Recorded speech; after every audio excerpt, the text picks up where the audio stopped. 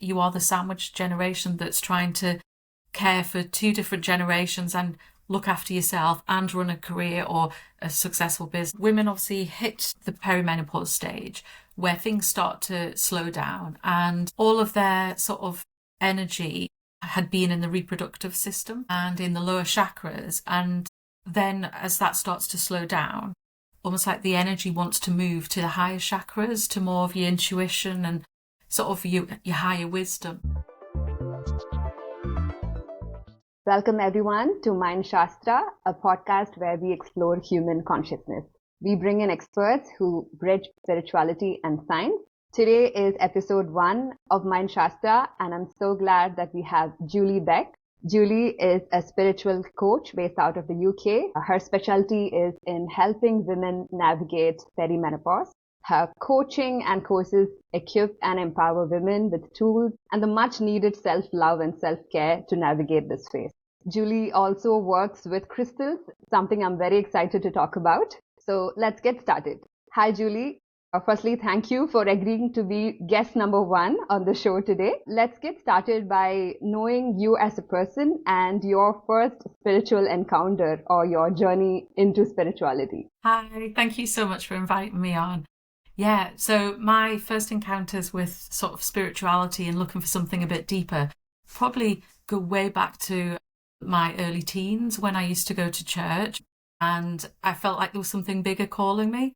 But I sort of pushed that to one side, went through school, university, and came out the other side, went into full-time work.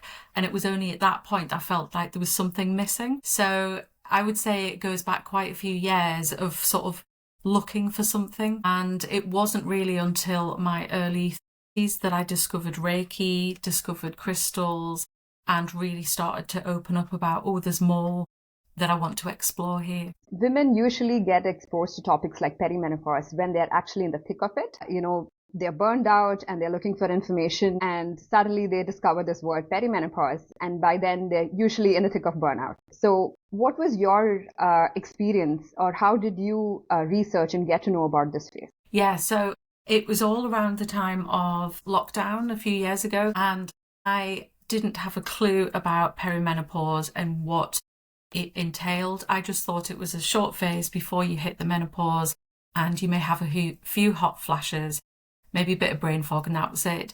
But it wasn't until I started to have some very strange things happening to me that I thought, gosh, is there something wrong with me, or am I hitting the perimenopause but hitting it with a bang? And some of my symptoms were feeling really out of sorts, where I couldn't actually think straight. I couldn't cope with lots of stress. Even going shopping became a bit of a chore, and I think it all came to a head on one particular Friday. I believe it was in 2021 in the summer, and I was on my laptop in my job and I saw some emails coming through and I didn't understand what was being asked of me, and I thought, I do this for a living, I do it every day, I work at a fast pace, and my brain just couldn't interpret the requests, and I thought something's not sitting right with me. So I logged off for the weekend, and then I was signed off on the sick because it looked like I'd hit the burnout. I had terrible brain fog. I was very confused. I developed a very short-term stutter, which was very unnerving and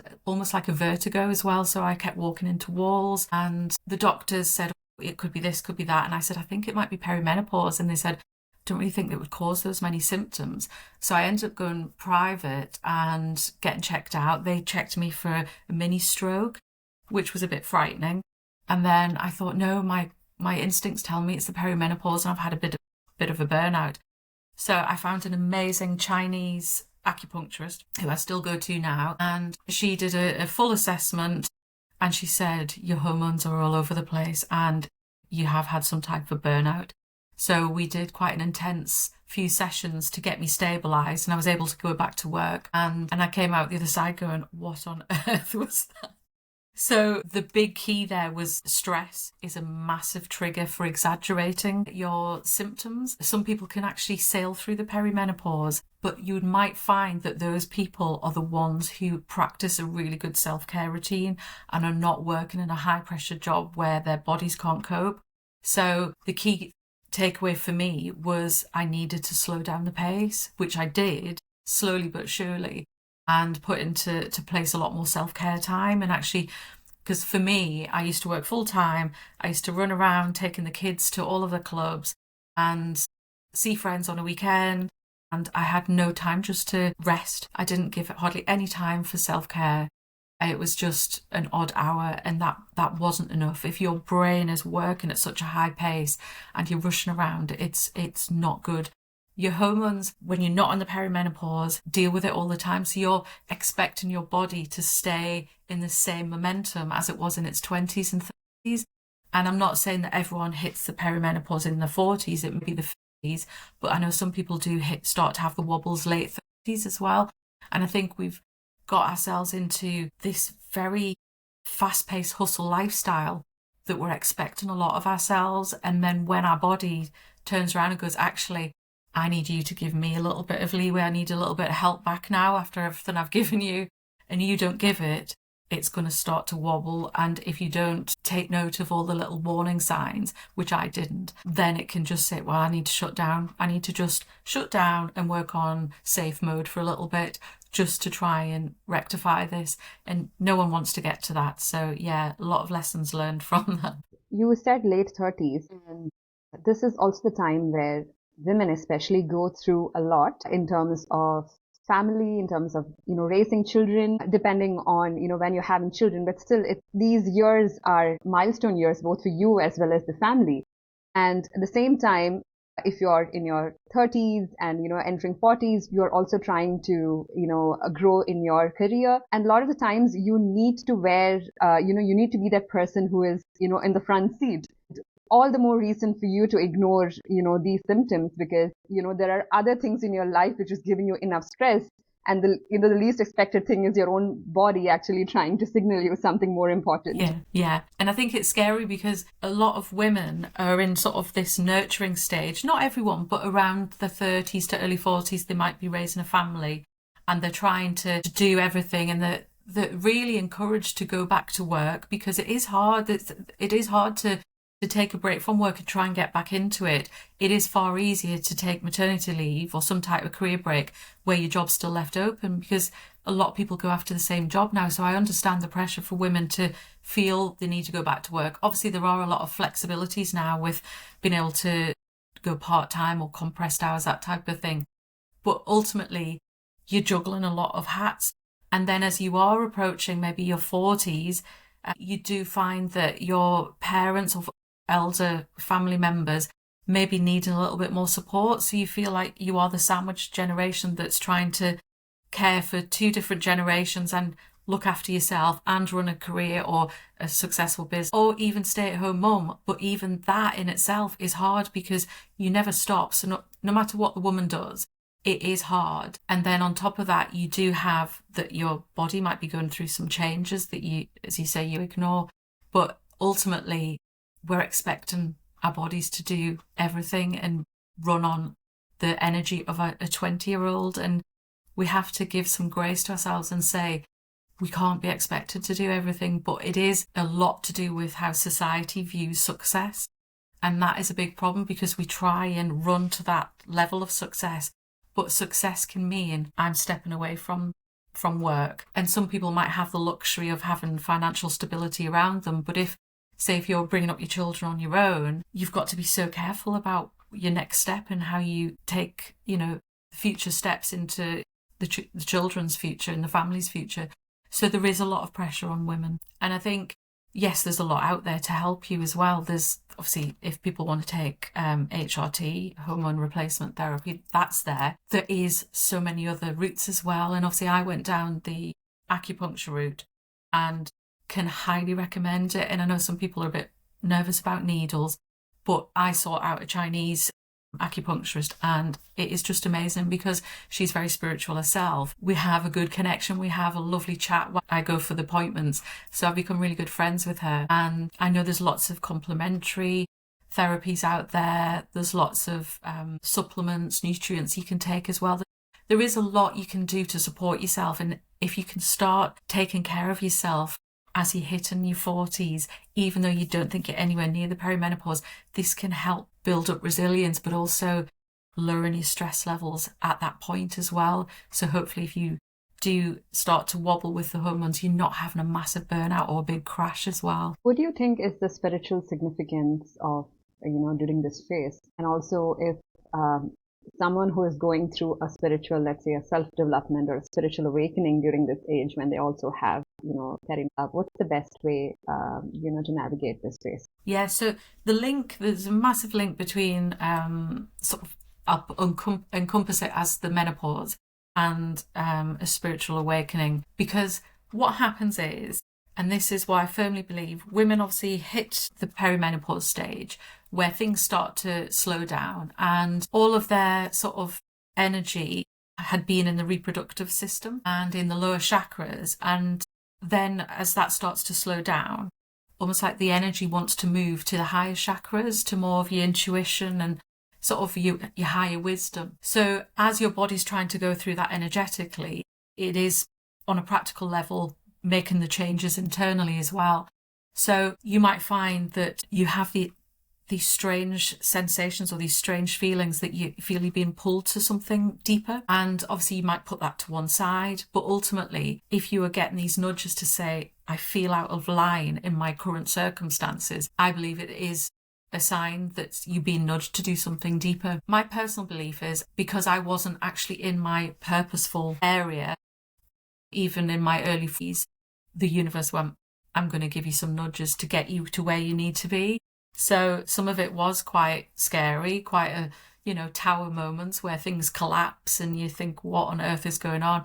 But I believe these little nudges start to happen right through the perimenopause. If you are aligned and you've already found your sort of soul purpose or something that really fills up your cup and you feel like you're getting something back, you may find that the perimenopause is quite calm and it just sort of presents a few things to you to maybe say, do you want to, do these few extra things? But if you are completely out of balance and you're no longer aligned with what lights you up, I believe you will probably hit it harder until you actually listen and go within and say, what do I really want to do at this stage? And so many people leave their job. And yes, people are feeling really confused. They've got brain fog. They feel like their confidence has dropped. So there are real physical sensations you go through, and for some people to go, I don't want to work here anymore, I don't want to do this anymore, I've lost my spark. Sometimes that does start to calm, but ultimately if you don't feel aligned to that job anymore, you do need to say, what can I do instead? Probably the worst time for you to do that when you're having a lack of confidence,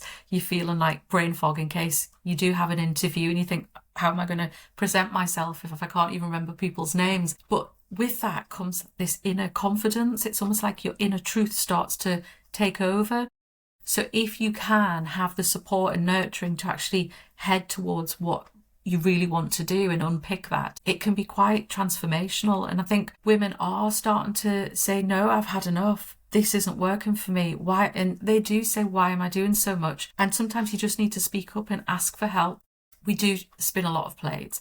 Men too. But in the perimenopause, women do need to slow down and actually listen to their inner truth. So what you find is some people say the tolerance levels have really shrunk. So it's funny for me personally, I'm quite laid back and I still am quite laid back. But I have had in the past a real high buffer for, boundaries. But I would take so much before I would even say, no, that's not right.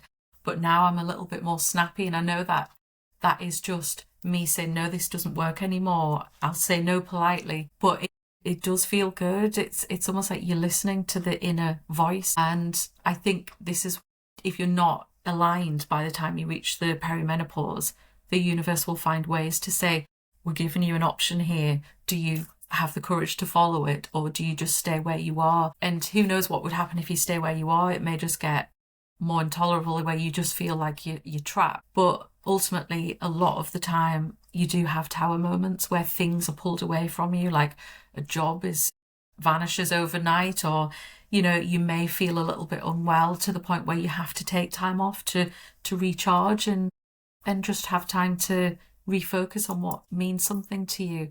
But I think a lot of people are saying that they can't multitask anymore, and they realise that having a purpose doesn't mean you have to be all spiritual and all woo-woo. It's just You might want to do something more community-based. You might want to do something heart-led where you're connecting more with others rather than being in a hustle 9 to 5 job that just drains you. You will know when you get there, but it's about having the confidence to take those steps. You mentioned that when we go to the hospital, let's say women who are recognizing they have symptoms, as per the protocol, they're either prescribed tests and HRT treatment if it's actually diagnosed. Yeah. So I would always say if someone feels like they're not themselves, that's usually what they say. I feel very disconnected, or I don't feel like myself. That to me is straight away, are they perimenopausal? Excuse me. And I would always suggest that they go and speak to a health professional. They can ask for a blood test, and I would always urge them to ask for more than one blood test so that it monitors them over a few weeks, because when you're in the perimenopause, your hormones fluctuate, and 1 week they might be spot on, they may be perfect, so the doctor might just say fine, we don't need to worry. But I always think it's good to go anyway, because they'll do a full blood count. They'll just rule out anything else. So I always think it gives people peace of mind. But then if it comes back absolutely normal, that's brilliant. Be very grateful, and then maybe ask for some follow-up blood tests, because that can monitor fluctuating hormones in a more detailed way. Obviously, if people are able to go private, that's great. It's a quicker service, but private is very expensive unless it's covered under a work policy. But the NHS in the UK is great for following up on these. It's getting the initial appointment. So I would urge people to do that as a first port of call. Also, I'd urge people to speak about it. So say what's on their mind. Maybe there's loads of places on social media that you can follow to give a wealth of information, and it's just being aware. It's doing research and being aware, speaking to friends, because a lot of people will have friends who are the same age group, so it's asking them if they're going through anything similar. But really, ultimately, knowing when you know something's not right and listening to your body. And yes, there's the HRT, and I just have to point out I am on HRT, a very low dose at the moment, and I can come back to the reason that sort of pushed me into that if you'd like me to cover that in more detail. But there is more than HRT. I know a lot of people who take supplements, a lot of people that do a lot of exercise and eat really healthily, and it's just being aware of what works for you. I don't think there's one size that fits all. I know some people who've been on HRT for many years and don't have any health complaints at all. Some people want to steer clear. Some people only want to try it for a few months. Yeah, it's down to the individual really, but I would always say speak up, ask for help, but within your family unit, try and be honest, because I think for me, I didn't know how I was feeling. I couldn't put it into words because I just felt like I was in outer orbit and I'd lost connection to myself.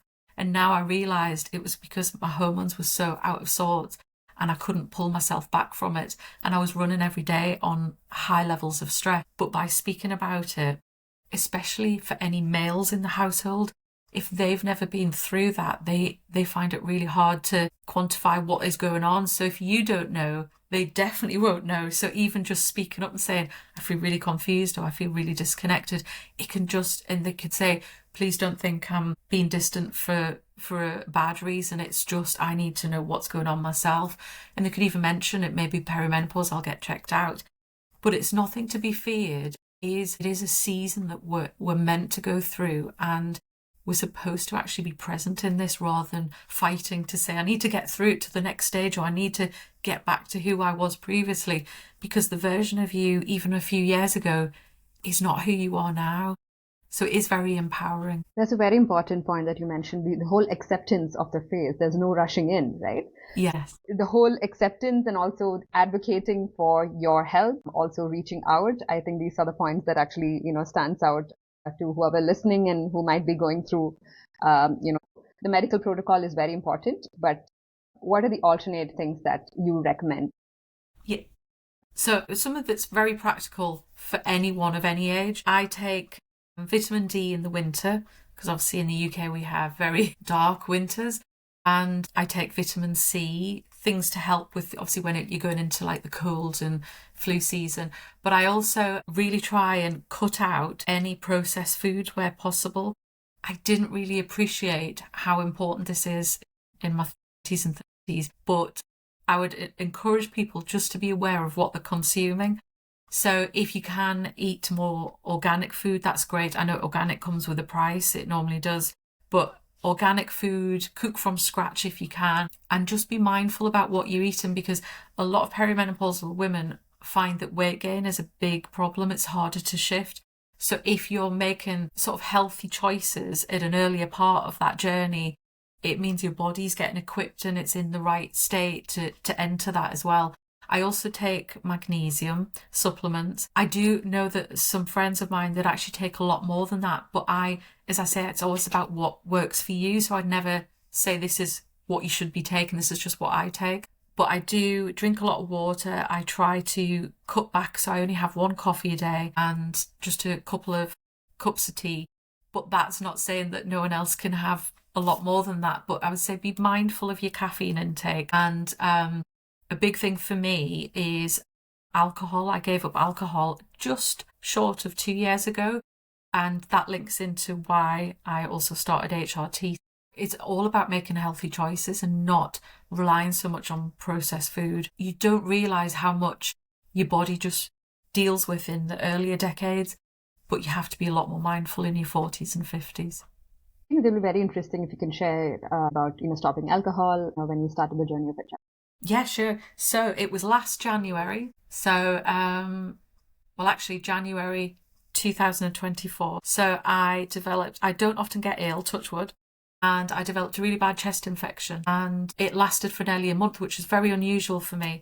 And right at the end of the month, I felt a lot better, but I still had this really barking cough. And I remember I was eating my tea and I love chilies, and I used to have chilies on everything. I just love chilies. And the chili caught the back of my throat, and I sort of started to cough, but I sucked in my food and I choked. Still to this day, don't know if it was the pasta or the chili seeds had been sucked in and my airways closed up temporarily. But it was very scary and I couldn't breathe and I thought I was going to die in front of the kids. It was quite traumatic. And after that, I developed a panic disorder. Never had anxiety in my life, definitely never had a panic attack. And I had this panic disorder for, I think it went into quite a few weeks where I'd have a panic attack every single day. And it was horrendous. I couldn't even go to the shops because I couldn't breathe properly. I was so scared I was going to die. I went to the doctors. I got checked out because I thought, there was something seriously wrong with me. And it just transpires. I worked a lot closely with my acupuncturist and she said, you've gone into literally panic mode and your body's just can't pull itself back out. It's obviously so traumatized from the incident. You've tipped it way over the edge. So that was a very scary time. And I'd already given up alcohol for dry January, which is quite a common thing. And not that I drank a lot anyway, because it used to really give me a bad hangover. And I thought the thought of having alcohol and then having a panic attack, I thought I can't. So I decided just to step away from alcohol and thought, it might just be a temporary thing. But it's been nearly 2 years now. I've just decided I don't need it in my life anymore. And I feel so much better for it. But that particular incident was where I sought HRT because I thought I need to help my body repair as quick as I can. So I obviously had loads of acupuncture and I started HRT and it did help and I'm still on it now. I would like to think of ways of maybe weaning back off it and just doing holistic treatment. But for now it works. And, it helped me get back to work because I couldn't work for about 3 months. So I've obviously had 3 months in 2021 where I had the burnout and then 3 months where I had that trauma and panic attack. So it is scary that you think, gosh, I've never had any issues. I've hardly ever been off sick in my life. And then in my late 40s, it was just everything seemed to come at once. So you do have to be respectful of the body that you're in. I do see us as a spiritual being living inside a human body, and you've got to respect it. We don't notice. I think modern day life, everyone looks so good. Everyone's polished on Instagram and everyone has that glow about them, and everyone who's older looks a lot younger. So you feel that pressure to be all singing and all dancing and show up as your younger self would, but that's not being authentic. It's almost doing yourself a disservice because you're not respecting the body that you're in. So Yeah, I've learned quite a few lessons. And I think obviously I started my life coaching business a few years ago, and I think the universe must have said last year, we just need you to have a few more symptoms, experience a few more symptoms, so that you can really feel that you've got the experience to help support others. And as I said, that was one area that I didn't have experience in. Never had anxiety in my life, never had panic attacks. And so I went, okay, tick the box, that bit's done now. And it is scary. So I actually now have a deep respect for people that go through that, male, female. I know there's a lot of teenagers go through a lot of anxiety and panic attacks at school, and I do have a really deep respect for that now. It's not a nice process to go through. I recently came across a post on LinkedIn. So this woman, she was sitting with the department heads. I think it was like a boardroom setting, and she was in her 40s, and she started sweating, and she didn't know from where it came. She was just all dressed up for the meeting, and she decided that she cannot. She has to either leave an important meeting or she can take off her blazer and just sit in her top. And she decided to do that. Yeah. You also reach an age where this is, you embrace who you are, how you're becoming in your body's needs over, the image. About, you spoke about authenticity, right? Showcasing how you are. It was just her decision to just be herself, what her body said at that moment. That's really good. That takes a lot of strength and confidence to do that, even though you probably, the outer version of you is like, oh my gosh. But I don't suffer from night flushes or hot flashes. I suffer from morning hot flushes, and they usually start from about 7 a.m. and last till about 10. So as I was obviously rushing off to work, I would have those hot flushes, and sometimes when I went in at the office, I had to take a spare change of clothes just in case, because it would just come over me like all the way down, and every part of me was sweating. It was horrible. They've calmed down now, and I don't think I ever did get changed. It was just that confidence to know I had a spare outfit just in case, because you can't explain it. And especially if no one's been through that, they must think, why is your face bright red? But it is, I mean, not everyone has those symptoms. Some people talk about itchy body, and I've only had that for a couple of months, but a lot of people talk about how the whole body, they just want to itch it all over, and it's really uncomfortable. So yeah, I think there's hundreds of symptoms, and they still keep getting added to the list. And that's why I always say get checked out, because it could be something else, or it could be something else and the perimenopause. But it's always good to just get it double checked, and in case something can be sort of resolved and it's not going down the perimenopause route right now. Absolutely. If you were to recommend, let's say, someone who is going through perimenopause and they decided to have a self-care routine, how would their day look like in terms of mental, emotional, the actual physical? Yeah. So in an ideal world, because everyone's life is so different, in an ideal world, I would always say allow yourself at least 5 to 10 minutes of me time where you're not looking after anyone else as soon as you wake up. Even sadly, if that means having to set the alarm a little bit earlier, because what I got into, a lovely friend of mine gifted me a journal, and it's a daily journal, and it has all the prompts, and you spend a few minutes writing what you're grateful for that morning before you've even done anything. You're supposed to sit in bed and write. So that's what I do every morning. Then I always have time on my own downstairs before I get the children up and we start the routine. So for me, it's always about having time for yourself, but actually focus on what you're grateful for, because even if you've had a really bad night's sleep, you can easily spiral into a very negative mindset for the day. So that might just help you look past that and go, but I'm really happy that I've got a shorter day ahead, or I've got a lunch break where I can just take a nap, or, you could be really creative with how you can find your little moments of gratefulness. I would say this is key for me. Even if you're working full time or if you're looking after children, have some type of lunch break. You need to have that little rest and recharge. And I know it's hard when you're on the go, but I always say have time where you actually be mindful when you're eating rather than eating on the move. In the evening, obviously, before I go to bed, I do the final part of my journal, so it's reflecting on your day, but normally that's in bed. I try not to have any screen time in bed, and I'm obviously on my phone downstairs, but once I go upstairs, I try and say, no, the phone It's still in the room, but I have it set away from the bed so it doesn't distract me. And before that, I would say try and have time in the evening to actually just sit. And if you can do mindfulness meditation, that's great.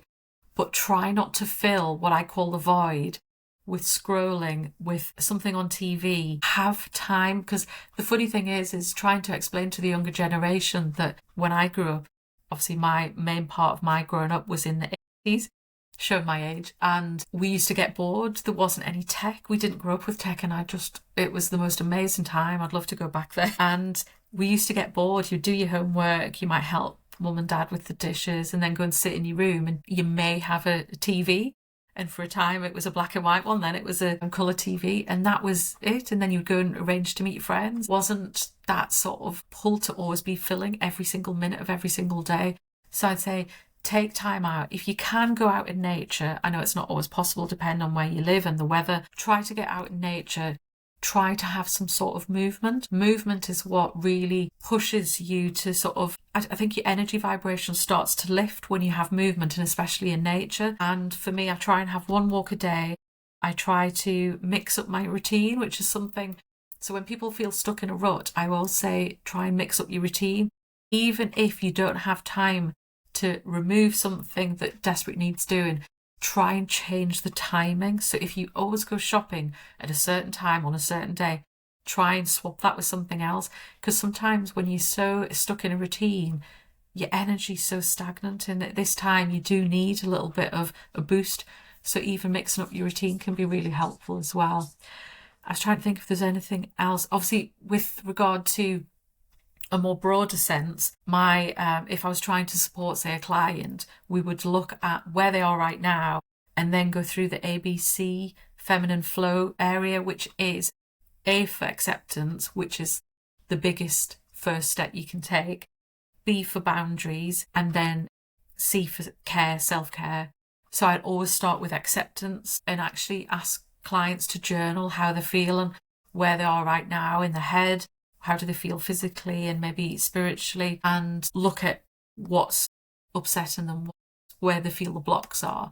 And they might not know, but at least by voicing it or writing it down, you start to unpick what's going on. And a lot of it can be just hormonal changes, but there usually is reasons, because you're struggling more because you're not connected to your job anymore, or you feel overwhelmed with all the plates you're juggling. Then we would look at obviously your boundaries, because as females we're usually the nurturer and we may find it hard to say no. So it's about seeing what you are saying yes and no to, and often we've said yes to things because we've always said yes to it, and it may not be aligned anymore. So it's about being respectful. You don't have to say no and be rude. You can say it very politely, and you can give a little reason and say, no, I just need more time, so I can't do this anymore. Could someone else help with the lifts? Can someone else, if you've always been the one to pick up all your children after a club, you then need to start to reach out and say, is anyone else able to help? Could you do a rota?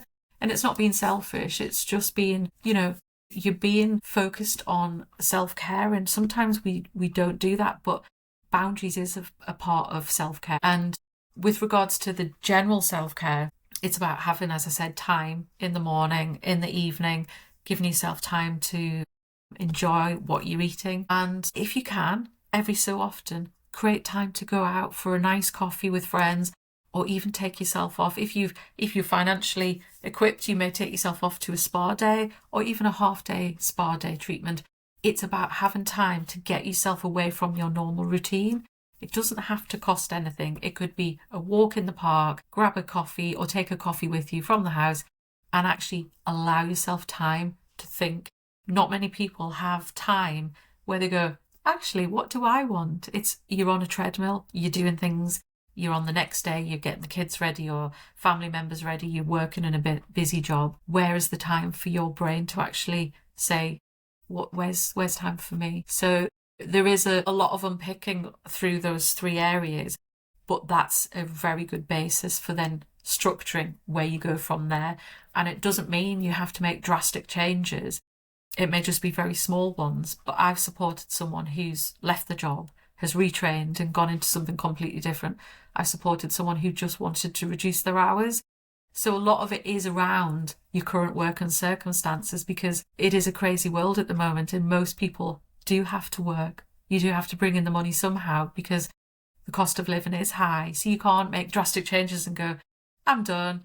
You'd like to, but it's about being practical and still having that support. I think ultimately it's about listening to what you want and creating something that works for you. We're all designed differently. And I know human design is a whole new area, but I'm fascinated by that as well. And what, routine works for someone might not work for the next person. So it's about unpicking what's right for you. But stress, as I've said before, is one of the biggest culprits to how you ride the perimenopause journey.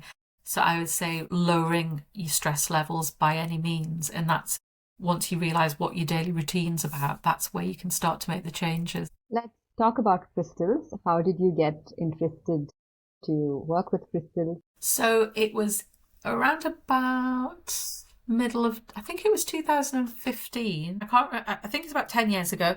I found a course. A lovely friend of mine recommended this course to me, and I joined this 2-year part-time course, and it was in North Wales in the UK, and it was just amazing tutor, amazing people on the course who I'm in touch with, a lot of those people now, and they just feel like soul family.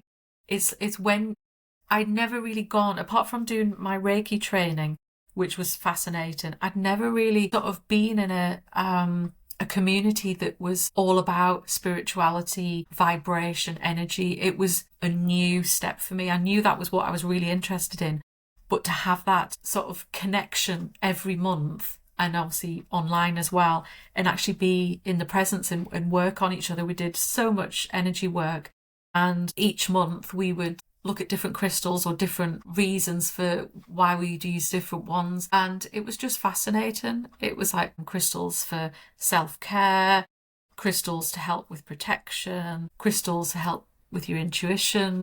And I was just fascinated by it. And at the time, I remember a lot of people had Kundalini awakenings, and I experienced a very tiny bit of that, but I think I was forcing it because I was going, I want to go through what everyone else is going through. And my body was like, you're not ready for it, but we'll give you a little example, but we're going to bring you back from that because it's not right for you. But I did develop sort of the ability to see very faint auras around people, which was fascinating. So I suppose maybe that was my little gift in a different area. And I can still see them now, but it's not big, it's not like bright colours, it's more like a ready brick glow, and sometimes colours come as well. But it's fascinating, it really is. And I think we've closed ourselves off as we go through the decades. We've obviously thought, well, if it's not tangible, it doesn't exist. And I think then you're trying to unpick that, and your brain is saying, oh no, it can't exist, but then intuitively that there's more than what the eye can see. So it's quite fascinating trying to unpick the layers of conditioning that we've gone through. And yeah, crystals, I have crystals usually in every room. I use them when I'm doing work. I've got some carnelian crystal in front of me today, and some clear quartz. And obviously carnelian is usually an energetic stone, so it helps with energy, and it's very good for the reproductive system as well.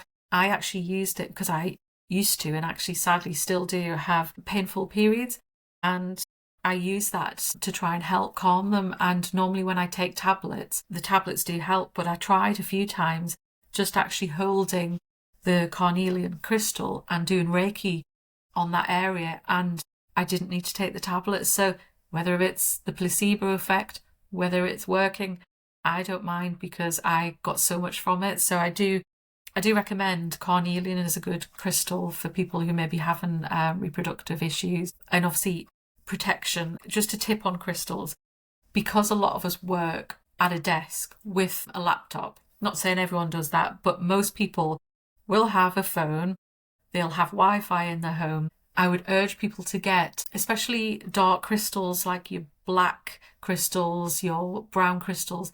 Anything that is of dark colour usually is more of a protective crystal. So smoky quartz, tourmaline, obsidian, there's so many more, and it's just gone out of my head. can be really good for absorbing electromagnetic pollution. So I have them dotted around the house, because if you think you're sat at the desk all day, this Wi-Fi, it's invisible, but it's all around us because it's connecting to our phones. If you have a phone that does have the ability to stick something onto it, I would highly recommend shungite. You can get shungite, I think the classed as stickers, but the shungite plates, very thin slithers of shungite that can go on the back of your phone, and they help to absorb electromagnetic pollution, because just think of how much your phone's radiating all the time. And a tip on that as well, if you do have your phone near you, I would urge you to move it, turn it around so that your charge port point isn't facing you, because I think if there's any leakage, it's more likely to come out the bottom of your phone. So maybe turn that part away from you, especially if you have it on your bedside at night, which I would say probably not the best thing to do. Do you use crystals actively in your coaching? I use them as an additional sort of tool. So before I went into the spiritual life coaching and created the business online, I did, on the run up to the lockdowns, do part-time Reiki. So I did Reiki with crystals. So if a client wanted crystals, I would add crystals, but if not, I wouldn't use them. So it was almost like an enhancement tool. But obviously when I work with clients, I always ask if they want to use crystals, even if it's a virtual call. And I usually have them set up almost like a grid to harness the energy as well. I could recommend some to clients depending on how they're feeling at the moment, tools to work with. Most clients that come to me are quite open, because obviously my business is called Spiritual Life Coach. So I think people are a little bit more curious and open. They don't have to want to use crystals, but I just think it's something nice to have as an extra additional tool as well. There is so much energy in crystals, and even if you don't actually feel them, there is that awareness that they are obviously vibrating around you. They vibrate at a very high frequency, and obviously we're vibrating at very low frequency, so it's almost like an enhancement to help bring your vibration up a little bit as well. Can you share a little bit about your coaching programs, your one-to-one programs, and what is coming up, in the future for you? Yeah, sure. So I offer one-to-one coaching where we can do as little or as much as you need. It could just be that you want a sounding board to talk about the perimenopausal journey and just feel sort of supported. It could be that you have a longer term plan where you want to make massive drastic changes, but you want someone to help you through. So it is really down to what the client needs. So I can support with career changes, upskilling, because I have a background in career guidance as well. I can help with obviously more mainstream perimenopausal symptoms and how best to navigate those. It could be that you just want to go inward and actually connect to your intuition and actually learn how to listen to yourself over the noise of everyone else. So there's a vast range of things, but it's all about ultimately living in alignment with your true self, feeling empowered and not running at 100 miles an hour. It's like lowering your stress levels to actually be present, because we are human beings, not human doings. So it's almost like all we do all the time is stopping us from being present. So that is a key part of what I offer. And in March next year, I'm running a 12-week program, which is a virtual program, but it is online, but it's got live support. So it's got weekly live support, and it's a community. So we run through everything. So if someone wants to start from the beginning, it's unpicking, as I've said, about the ABC, looking at where you are right now and actually digging deep and creating real structure to make change. And because it's in a supportive community, you can sound off with other people as well. But I do offer a one-to-one call at the start and at the finish to help support you on more of a one-to-one basis. But in between that, I'm there supporting virtually as well for the group. So that's really exciting. And that's really the next steps that I've got. But I will be offering some one-to-one training. I'll be doing some events. There's obviously, if anyone's local to where I'm based in the northwest of England, there will be a lot more in-person sessions. So things are just starting to ramp up. So it's little steps, isn't it? Because for me personally, the last thing I want to do is overwhelm myself. So I want to do things in a structured way that works for me, but obviously I'm helping other people and creating a lovely community going forward, because there's so much power in connection and empowerment with other females. And I just think we can make positive change. We don't have to do anything dramatic or drastic, but it's about being present and being heart-led, and I think that's going to help raise the vibration. Any final words of advice or any tips for the women watching? As I mentioned before, if you can do anything, I would recommend getting a journal. Try and practice real focus on gratitude. Try mixing up your routine, even just a few things a week, because you may find that it brings you into contact with someone that you would never have crossed paths with, and that could be something that leads to something else. I always think it's almost like if you keep doing the same, you'll always keep doing the same. So it's about being aware of just a few little tweaks and really try and find ways to lower your stress levels. Your body will really thank you for it. Be very, very grateful for what's happening in your life, even through the hurdles. If you can see beyond that and focus on the positives, you're really starting to raise your vibration. And once you do that, I believe that you attract a higher vibrational opportunities into your life. So it's little steps, but once you can rise above the sort of fear-based day-to-day stress living, you start to open yourself up to a lot more to come through, and you can get into alignment with your authentic self. Thank you so much, Julie. It was a pleasure having you, and all the very best for all the programs that you're going to launch in the future, and also for your coaching program, which is ongoing. Thank you so much for having me today. I really enjoyed it.